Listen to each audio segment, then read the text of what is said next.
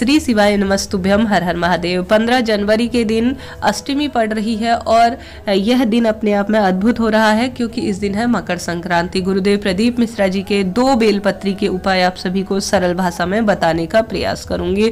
आप सभी अपनी इच्छा अनुसार, आपको जैसे समझ में बैठ जाए उस अनुसार आप कर सकते हैं। तो देर न करते हुए शुरू करते हैं। रविवार के दिन पड़ रहा है अष्टमी और मकर संक्रांति, तो सूर्य नारायण की विशेष आराधना जरूर से करें। सूर्य नारायण को जल चढ़ाएं तो तांबे के लोटे में चढ़ाएं और उसमें कुछ ना कुछ सिंदूर या लाल रंग की चीजें जरूर से डाल लीजिएगा, ठीक है। अब जानते हैं उपाय। गुरुदेव कहते हैं आप सभी किसी भी अष्टमी को यह उपाय कर सकते हैं।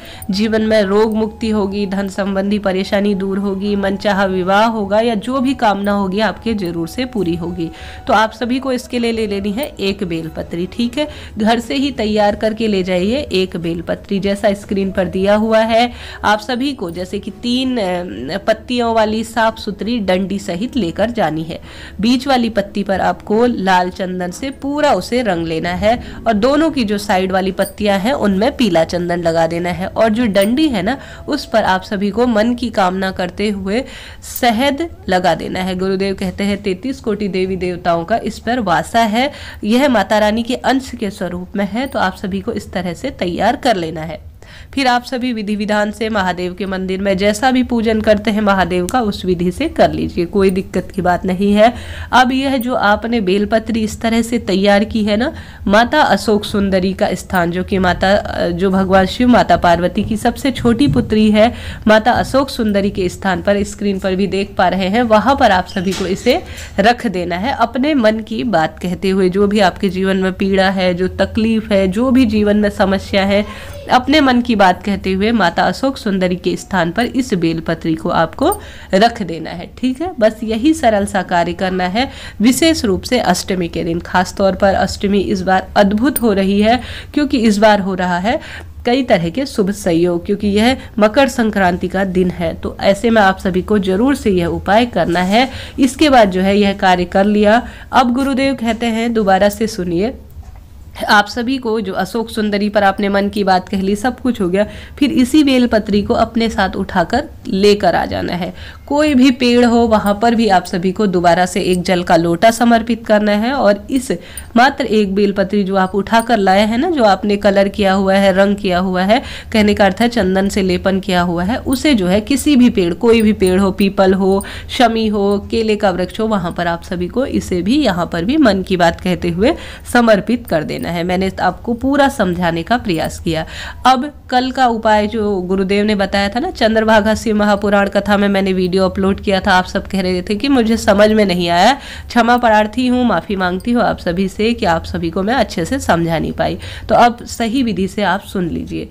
तो सबसे पहले आप सभी को आवश्यकता पड़ेगी पीले चंदन की और 1 बेलपत्री की। बेलपत्री में आप सभी को श्री लिखना है, ठीक है। 1 ही बेलपत्री चाहिए जिस पर आप सभी को श्री लिखना है।